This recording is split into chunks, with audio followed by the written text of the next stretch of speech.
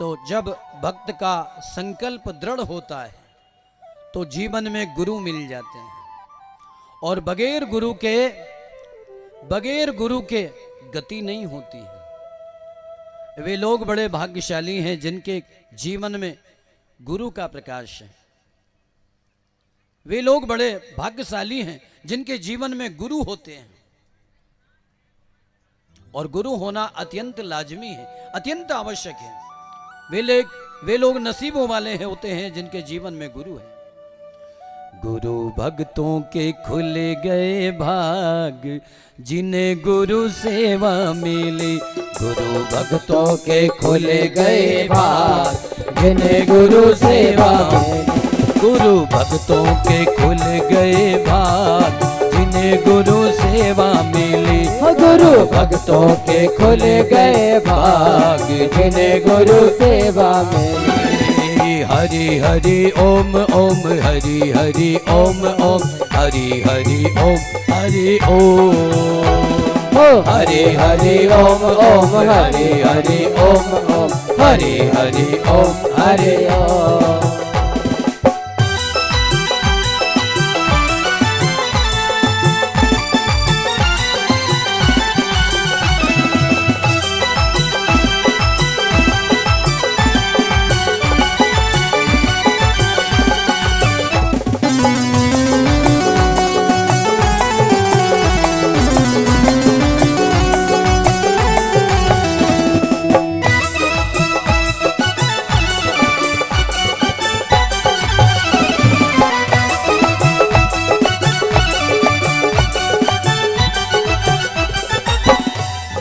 सेवा मिली थी भक्त भीलनी को, सेवा मिली थी भक्त भीलनी को। सेवा मिली थी भक्त भीलनी को। सेवा मिली थी भक्त भीलनी को। राम जी पहुँच गए द्वार, जिन्हें गुरु सेवा मिली। गुरु भक्तों के खुल गए भाग, जिन्हें गुरु सेवा मिली।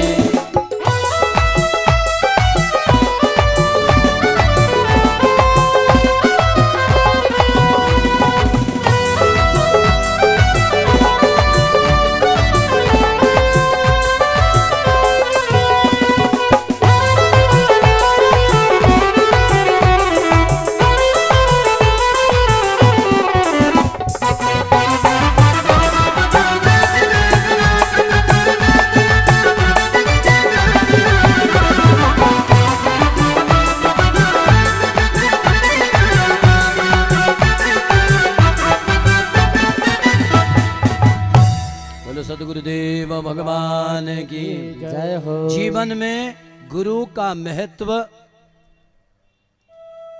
बहुत है। जिसके जीवन में गुरु है वो तो भाग्यशाली है, लेकिन जीवन में गुरु होना अत्यंत आवश्यक है। जिसका कोई गुरु नहीं उसका जीवन शुरू नहीं। सच्चे अर्थों में जीवन का प्रारंभ उसी दिन से होता है जब आपके जीवन में गुरु का प्रवेश हो जाता है, गुरु मंत्र का प्रवेश हो जाता है। और गुरु क्या करता है? गुरु युक्ति बताता है। दो भाई थे, घर में आग लग गई, सारी गृहस्थी जल के राख हो गई।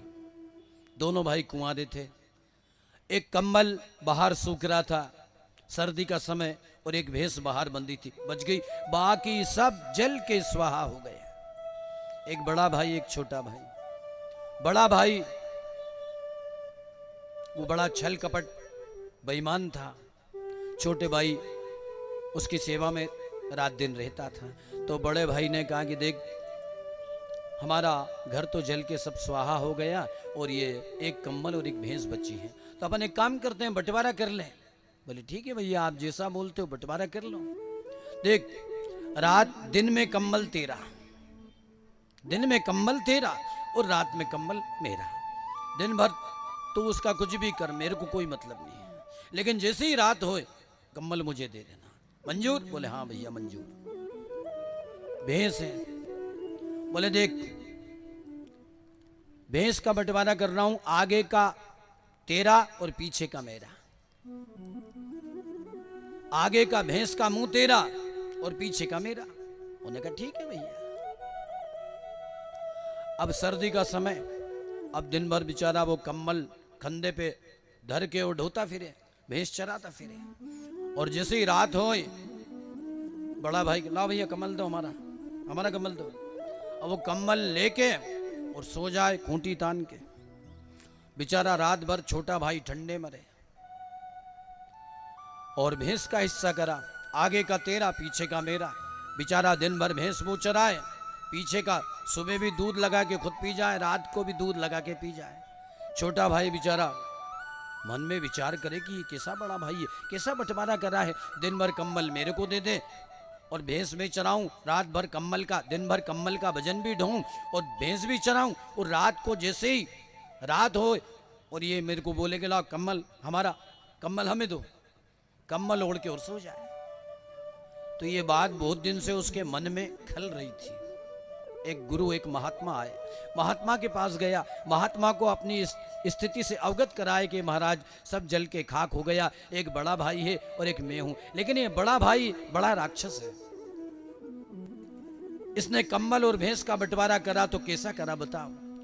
दिन भर कहा कि दिन में कम्बल तेरा और रात में मेरा, भैंस का आगे का मुख तेरा पीछे का मेरा, रात भर दिन भर कम्बल ढोके मैं फिरता फिरूं, रात को जैसे ही हो और ये कह दे कि ला भैया मेरा कम्बल दो, तो खूंटी तान के ओढ़ के सो जाए। फिर सुबह हो, सवेरा हो, लो भैया अपना कम्बल संभालो। तो गुरु ने कान में मंत्र के साथ एक युक्ति दे दी, कान में एक युक्ति दे दी। क्या? तो एक काम करना, दिन में तेरा है ना, अब तो कुछ भी कर। बोले हाँ ऐसा बोला भैया ने कि दिन में तेरा तो कुछ भी कर। तो तू एक काम करना, एक बाल्टी में पानी भर, उसमें कंबल डाल दे और जैसे ही रात होगी वो मांगेगा कंबल।